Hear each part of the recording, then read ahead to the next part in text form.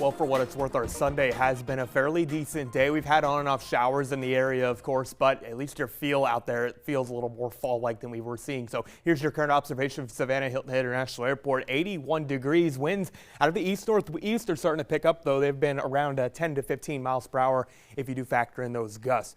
I beg your pardon. It has been a fairly decent day, but there are those showers offshore. Those will pick up in overall scope here in about the next 6 to 8 hours. There's one area of showers currently pooler, generally points west, and this will generally get towards Elabelle and portions of Bryan County over about the next half hour or so. But offshore, this is where the activity is going to begin to pivot in over the next about 6 to 8 hours. This moves in and starts to plague us in the morning.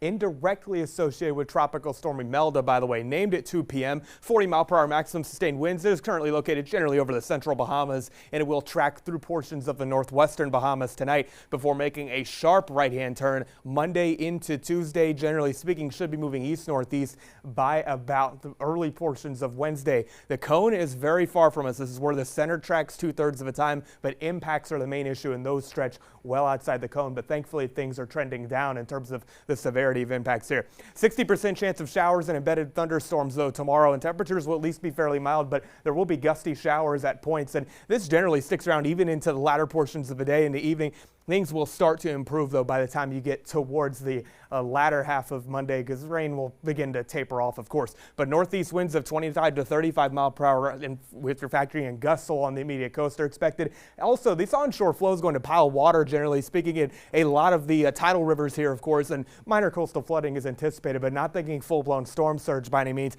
And dangerous beach and marine conditions, of course, with a small craft advisory in effect and a high risk of rip currents in play for a lot of our area. So these winds pick up tomorrow, and this is going to be the winds indirectly associated with Imelda. No tropical storm alerts for our local viewing area, but again, those winds generally more land spots about 15 to 20 miles per hour, gusts 25 to 30. Beachfront spots, though, especially early Tuesday, winds will gust over 30 miles per hour at times. These begin to back off late Tuesday into early Wednesday. Still a breezy one on tap for the rest of the week, but not quite like what we're seeing here, at least in the near term.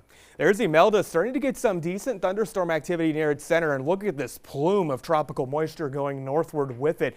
Also, Umberto is offshore and still remains a powerful Category 4. It is tracking to the northwest now, still moving about 13 miles per hour, 145 mile per hour winds with higher gusts, of course. This system's going to track to its north and eventually turn eastward very quickly. But the good news is this system being so strong is why Imelda is going to feel that tug to the east. So this is good news for our area as well. A stalled frontal boundary generally is now decayed into an open trough, but this is separating very moist tropical air to our east to the much drier air to the west. This helps focus those rain chances, though, with that tropical moisture from Imelda moving in. Again, these showers start to move in overnight. By the start of the day, we'll have those periods of on and off showers, and of course, this batch of activity could be farther west than the model is saying, but regardless, have the umbrella handy.